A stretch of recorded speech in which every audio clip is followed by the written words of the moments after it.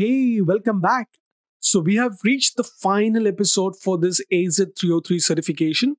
In this episode, we're going to look into review questions from all the things what we have learned so far in this examination course. My name is Sushant Sutish, and I'm your trainer for this AZ303 certification course. So, without wasting any more time, let's get into it.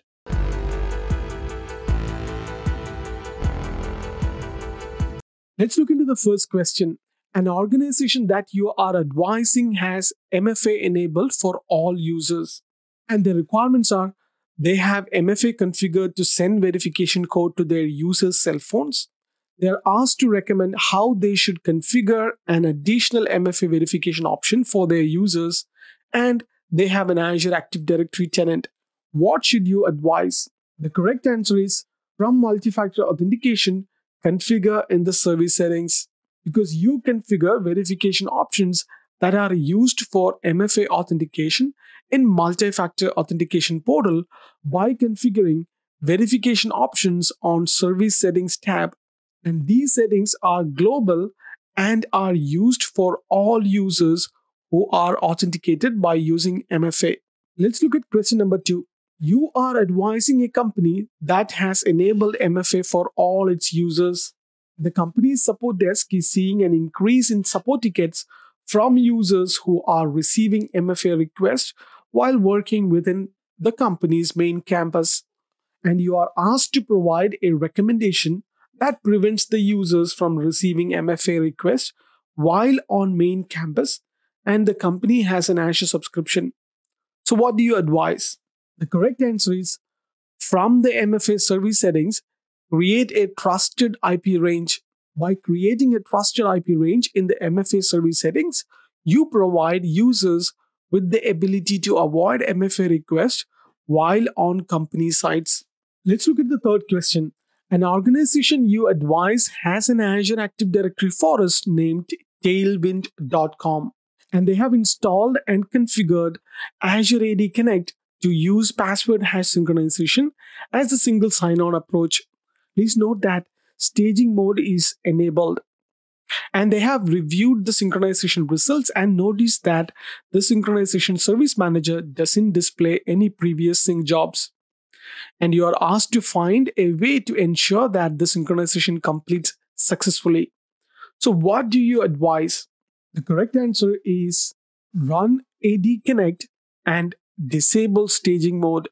Azure AD Connect needs to be taken out of the staging mode so that the objects are synchronized. Let's look at question number 4. An organization you advise has a network that contains an on-premises Active Directory forest named Tailwind.com and consists of 2 domains, Tailwind.com and east.tailwind.com. And the forest contain users as seen below. The user 1 is in domain Tailwind.com and the member of enterprise admin. User 2, again Tailwind.com, but the member of domain admins. User 4 is part of east.tailwind.com and part of domain users. And user 3 is part of east.tailwind.com and the member of domain admins. They plan to synchronize east.tailwind.com to Azure AD tenant by using Azure AD Connect. And they need to select an account for Azure AD Connect for the connect to the forest. Which account do you advise they use? The correct answer is team_user4 account. The account they specify on the Connect to Your Directories page must be present in Active Directory prior to installation. Let's look at question number 5. You have a virtual machine with 2 NIC cards named NIC1 and NIC2. NIC1 is connected to the 10.10.8.0/24 subnet, and NIC2 is connected to 10.20.8.0/24 subnet. You plan to update the VM configuration to provide the following functionality.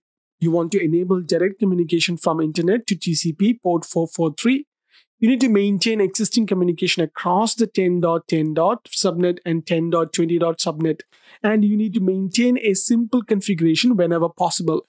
And you need to update the VM configuration to support the new functionality. What should you do? And you need to select one answer. The correct answer is you need to associate a public IP address to NIC2 and create an inbound security rule for TCP port 443. So to enable direct communication from internet to the VM, you must have a public IP address, and you also need an inbound security rule. So you can associate the public IP address with NIC1 and NIC2, although this scenario only presents an option to associate it with NIC2. So that is the correct answer. Let's look at question number 6. You are currently using Network Security Group to control how your network traffic flows in and out of your virtual network subnets and network interfaces. You want to customize how your NSGs work. For all incoming traffic, you need to apply your security rules to both the virtual machine and subnet level. Which of the following options will help you accomplish this? You need to choose two answers. You should add rules with a higher priority than the default rules if needed, as you cannot delete the default rules. Also, in order to meet the requirement to apply security rules to both VM and subnet level, you should create rules with an allow action for both. There is no need to configure allow VNet inbound rule, as it is a default rule for any new security group you create. Let's look at question number 7. A company you are advising is planning to use a line of business application, third-party software package to perform complicated data analysis. The software will use 350 virtual machines that are based on an Azure Marketplace virtual machine image. You are asked to design the infrastructure of the software application server. The solution should meet the following needs. The number of virtual machines that are running at any time must change when the user workload changes. When a new version of application is available in the Azure Marketplace, it must be deployed without causing application downtime. And use virtual machine scale sets. And finally, minimize the need for ongoing maintenance. Which two technologies should you recommend? The correct answers are Managed Disk and Autoscale.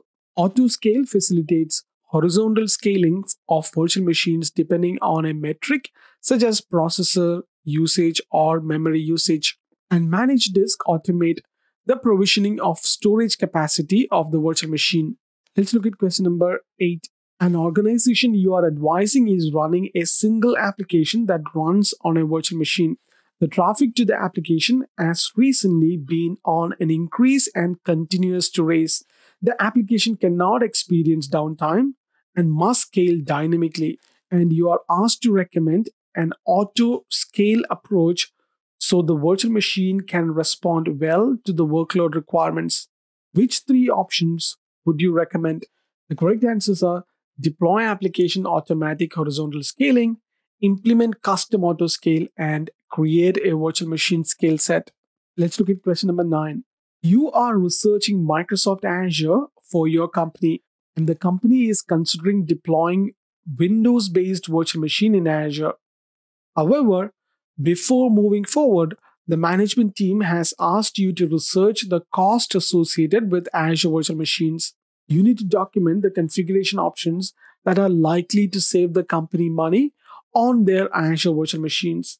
Which option should you document? And each answer presents part of the solution, and you need to select 4 answers. So in this scenario, you need to document which of the options presented are likely to save company money for the Azure virtual machines. While this isn't an exhaustive list, the correct money-saving configuration options are using hard disk instead of SSD, and use different Azure regions, and use the least powerful virtual machine that meets your requirements, and bring your own Windows license instead of paying for license within the VM. All of the other options usually increase cost. Let's look at question number 10. You are planning to deploy several Linux virtual machines in Azure.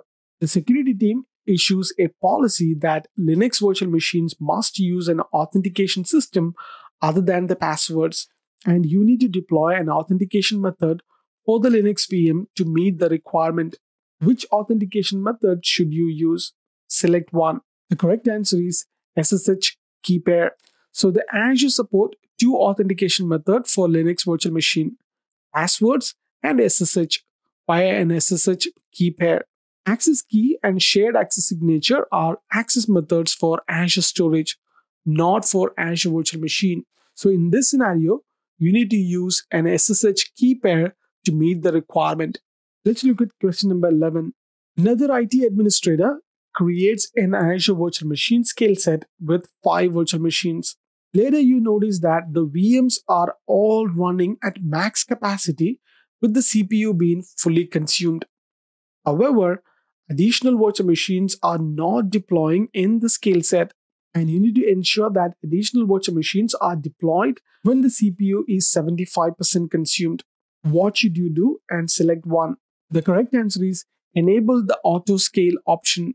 So when you have a scale set, you can enable automatic scaling with auto scale option. And when you enable the option, you define the parameters for when to scale. So to meet the requirements for this scenario, you need to enable the auto scale option so that additional virtual machines are created when the CPU is 75% consumed. And please note that the automation script is used to automate the deployment of scale set and not related to automating the building of additional virtual machines in scale set. Let's look at question number 12. Your company is preparing to deploy an application to Microsoft Azure. The app is a self-contained unit that runs independently on several servers. The company is moving the app to the cloud to provide better performance. To get better performance, the team has the following requirements. The first requirement is if the CPU across the server goes above 85%, a new virtual machine should be deployed to provide additional resources.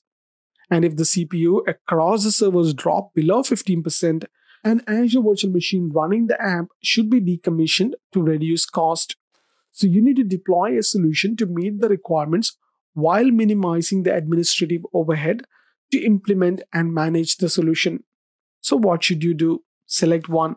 So in this scenario, you should use a scale set for the virtual machines. Scale set can scale up or down based on defined criteria, such as the existing set of virtual machine using a large percentage of available CPU. This means the scenario meets requirements. Let's look at question number 13. Your company provides customers a virtual network in the cloud, and you have dozens of Linux virtual machines in another virtual network. You need to install an Azure load balancer to direct traffic between the virtual networks. What should you do? You need to select 1. The correct answer is install an internal load balancer. So Azure has 2 types of load balancers, public and internal. An internal load balancer directs traffic only to the resources that are inside an Azure virtual network or that use a VPN to access Azure infrastructure. Question number 14. You are advising a company that is planning to create a virtual network that has a scale set that contains 10 virtual machines, and they have a monitoring solution on a separate network that will need to access the virtual machines within the scale set, and they want to define public access to the virtual machines. You recommend that they implement an Azure load balancer for connecting the monitoring solution to the virtual machines. Does this recommendation fulfill the goal? Correct answer is yes. The technique of using a round-robin approach with an Azure load balancer allows access to a virtual machine within a scale set externally. Question number 15. Your organization has Azure virtual machines deployed to 3 Azure regions. Each region contains a single virtual network that has 4 VMs on the same subnet, and each virtual machine runs an application named this, and it is accessible via HTTPS. And the VMs cannot be accessed from the internet, and you are asked to use Azure Front Door to load balance requests. And what other Azure service would you enable? So the correct answer is public load balancer. So that's the other Azure service you need to enable to access the application. Question number 16. Your organization has several Linux virtual machines, and you would like to use log analytics to retrieve error messages for these machines. You plan to automate the process, so you can create a search query. You begin the query by identifying the source table. Which source table do you use? Select 1. The correct answer is syslog. Syslog is an event logging protocol that is common to Linux, and syslog includes information such as error messages. Let's look at question number 17. You are advising a company that has an Azure subscription containing two storage accounts named Tailwind Storage 1 and Tailwind Storage 2. Both storage accounts contain a queue service, table service, and a blob service. You recommend they develop two separate applications named Tailwind App-1 and Tailwind App-2. They will need to configure the applications to store different types of data to all the storage services on the Tailwind Storage 1 and Tailwind Storage 2. So how many endpoints should you recommend they configure for each of the applications? The correct answer is 6. 6 endpoints each. Each storage service in storage account, queue service, table service, and the blob storage has its own endpoint because each app must write to 3 storage services in 2 different accounts, and each of them has different endpoint, which means that you should configure 6 endpoints for each app. Question number 18. Your organization has an SQL server on Azure Virtual Machine named OEM_SQL_3, and you have been asked to provide a solution to automate backup of databases on OEM_SQL_3 using automated backup version 2 or virtual machines. The requirements are as follows. Meet the RPO of 15 minutes, retain the backups for 30 days, and encrypt the backups at rest. As part of the solution, you will be providing what should you include. The correct answer is an Azure Storage account. Azure Storage supports almost any type of data and provides security, redundancy, and scalable access to stored data. A storage account provides access to objects in Azure Storage for a specific subscription. And virtual machine always have one or more storage accounts to hold each attached virtual disk. Let's look at question number 19. You work for an open source development company and you use Microsoft Azure for a variety of storage needs. Up to now, all storage was used for internal purposes only, and it is organized in block blobs. And each block blob is in its own container, and each container is set to default settings. In total, you have 50 block blobs, and the company has decided to provide read access to data in the block blob as part of releasing more information about their open source development efforts, and you need to configure the storage to meet the following requirements. The requirement is all block blob must be readable by anonymous internet users, and you need to reconfigure the storage to meet the following requirements. So what should you do? You need to select one answer. So in this scenario, you need to reconfigure 50 containers. A shared access signature could work here, but not with the settings outlined in the answer choice. An access key is meant for use by your apps with communicating internally in Azure to the storage. In this scenario, you should create a new container, move the existing blob, and then set the public access level to blob. In the future, when access changes are required, you can configure the single container, which would contain all blobs. Let's look at question number 20. Your company is planning to storage log data, crash dump files, and other diagnostic data for Azure Virtual Machines in Azure. And the company has issued the following requirements for the storage. Administrators must be able to browse to the data in File Explorer. Access over SMB 3.0 must be supported, and the storage must support CODAs. So you need to choose the storage type to meet a requirement. Which storage type should you use? Select one. The correct answer is Azure Files. So Azure Files support SMB 3.0, and it is reachable via File Explorer and supports CODA. The other storage types do not support this requirement. So while blob storage is good for unstructured data, it cannot be accessed over SMB 3.0. Let's look at question number 21. Your company provides cloud software to audit administrative access to Microsoft Azure resources. The software logs all administrative actions, including all clicks and text input, to log files. The software is about to be released from beta, and the company is concerned about storage performance. You need to deploy a storage solution for the log files to maximize performance. What should you do? You need to select one answer. The correct answer is append the blob storage using append blobs. So append blob optimizes append operations. In this scenario, the company needs to write data to log files, which is most often appending data, and the blob blobs are cost efficient but not designed specifically for append operations. So performance isn't as high. So queue storage is used for apps to communicate, and the table storage is for NoSQL database but not optimized in this scenario. Let's look at question number 22. A company you are advising wants to create following Azure Cosmos DB database for their dev team. And you can see all the details about the database A, B, C, and D here.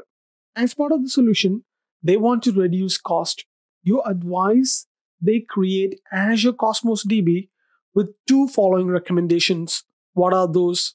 The correct answer is A and C. Create 3 Azure Cosmos DB accounts, one for DBs that use MongoDB API and one for OEM underscore Cosmos underscore database A, and one for Cosmos DB and one for database C, and create one Cosmos DB account for each of Azure Cosmos DB databases. Let's look at question number 23. The same company also want to create an app that uses a separate NoSQL DB that will be used to store transaction and supplier information using JSON files. You recommend their developers use which of these two Cosmos DB APIs for the app? The correct answer is A and C. Both Core SQL APIs and MongoDB API can be used for NoSQL databases. Let's look at question number 24. You are advising a auto parts company that the following database servers, and the company wants to move both database to Azure, and they are asking for recommendation for services need to host in Azure. And also the recommendation must include support for server-side transaction between two databases. So your recommendation is they deploy both databases as Azure SQL database on same Azure SQL database server. Is this the right solution? No. So you should deploy both databases to Azure SQL managed instance. Question number 25. You are advising an auto part company that the following databases, and the company want to move both databases to Azure, and they are asking recommendation for services which is need to host in Azure. Also, the recommendation must include support for server-side transaction database for these two databases. This time, you recommend they deploy both databases to SQL Server on an Azure virtual machines. Is that the right solution? Yes. So you should deploy both databases to an Azure SQL managed instance. Yes. Technically, you can make it work by installing SQL Server on an Azure virtual machine or an Azure SQL managed instance as well. Let's look at question number 26. You are advising an auto parts company that is running this following Azure SQL database servers. The plan is to make server 1 as the primary server within the failover group. Which server should you recommend as the secondary server? The correct answer is OEM underscore SQL Server 3 and SQL Server 4.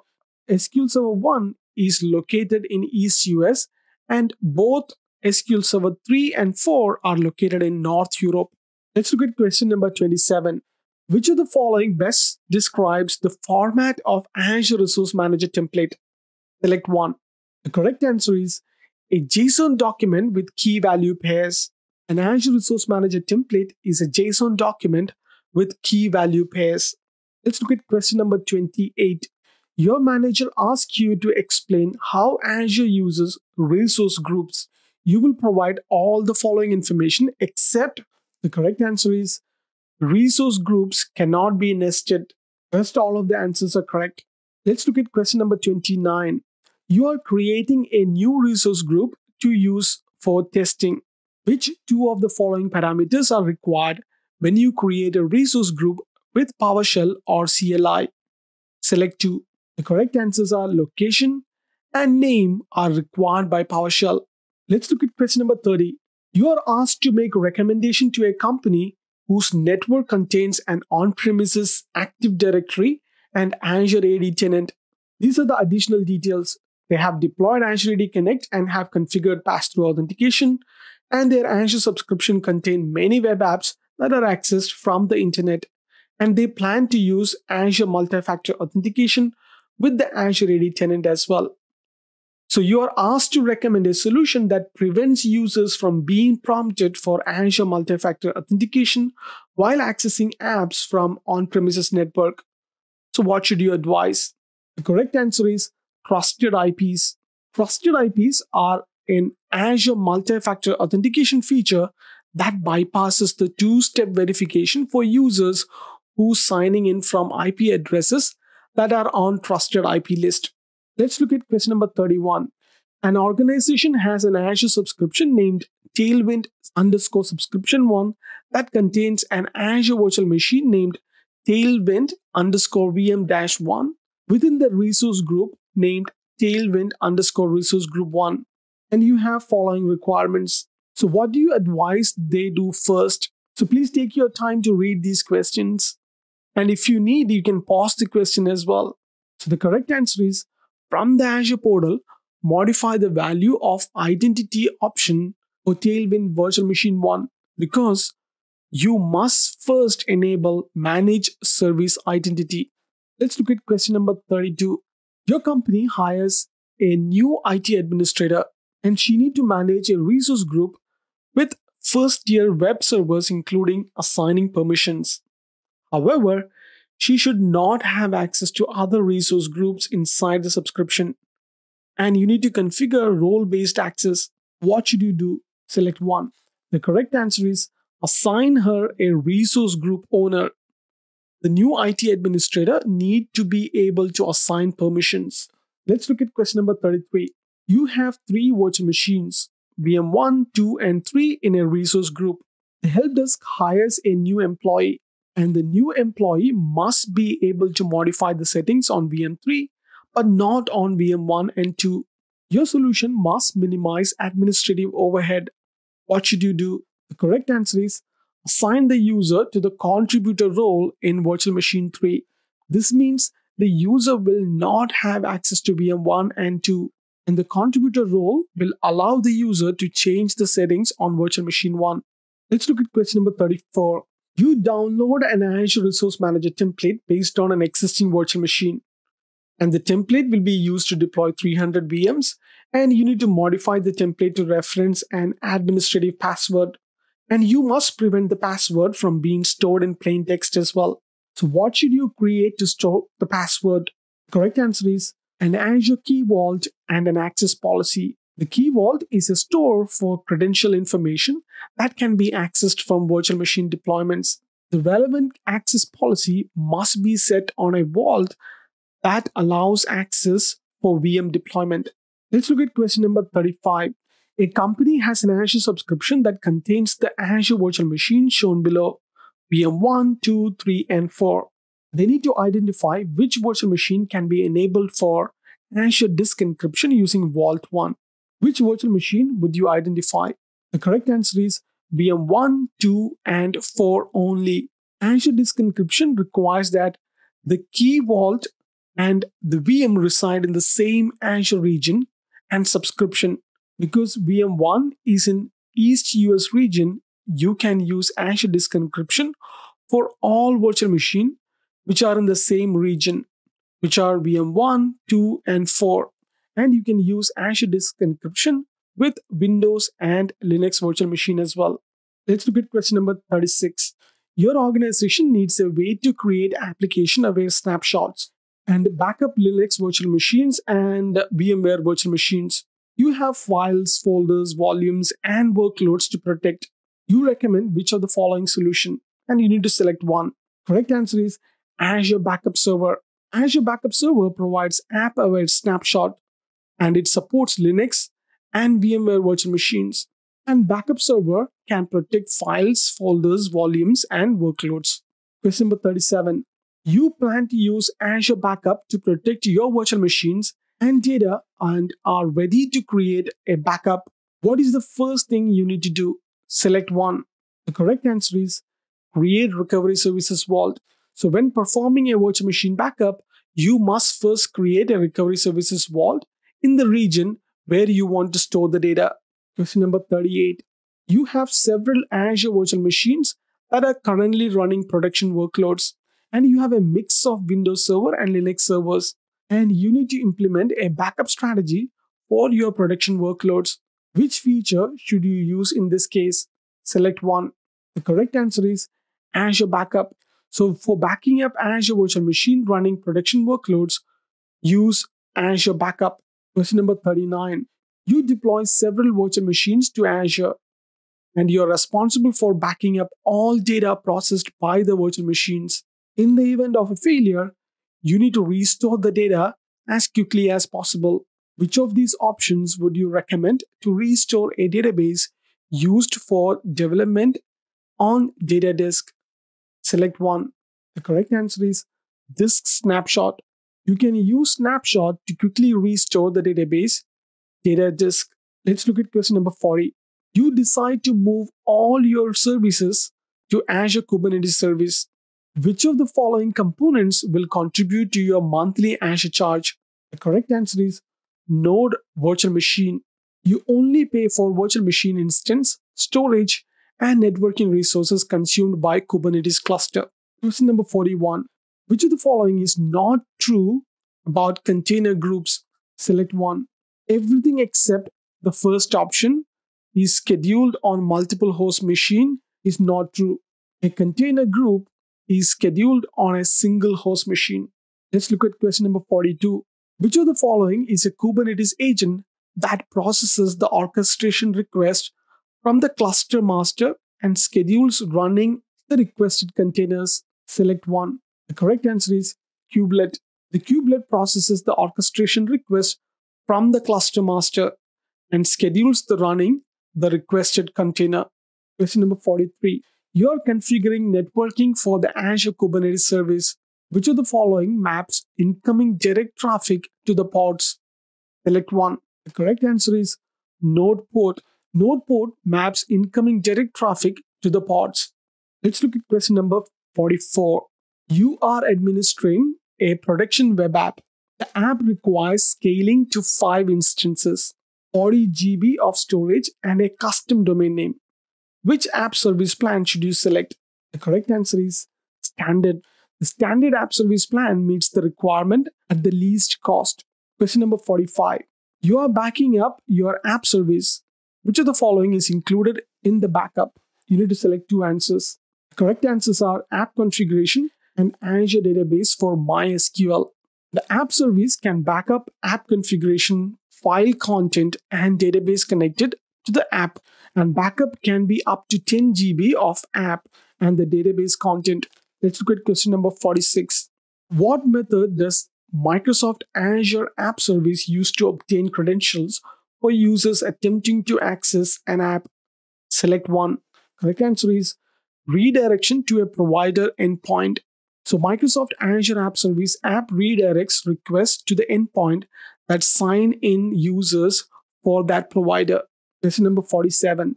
You have multiple apps running in a single app service plan.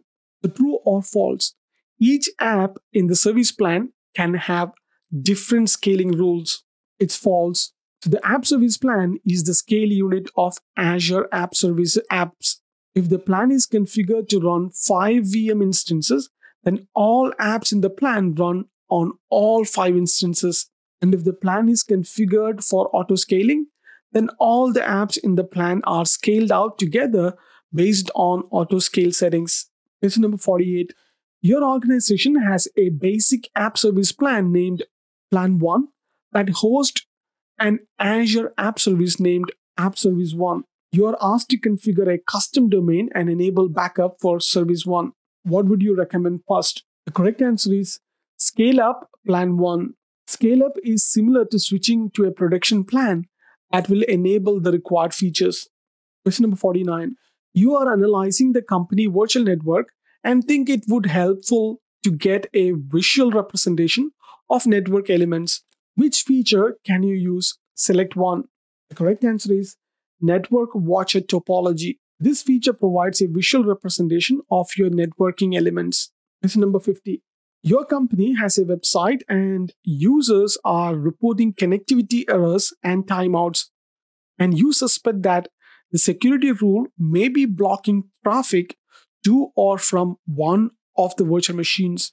You need to quickly troubleshoot the problem. So you do which of the following? The correct answer is use Network Watcher's IP Flow Verify feature. The IP Flow Verify capability enables you to specify a source and destination IPv4 address, port, protocol, and traffic direction. And the IP Flow Verify then tests the communication and informs you if the connection succeeds or fails. And that concludes the knowledge check on AZ303 certification. I wish you all the very best for the certification exam. Next, I will be preparing the course for AZ304. I will see you on the next one. Until then, take care.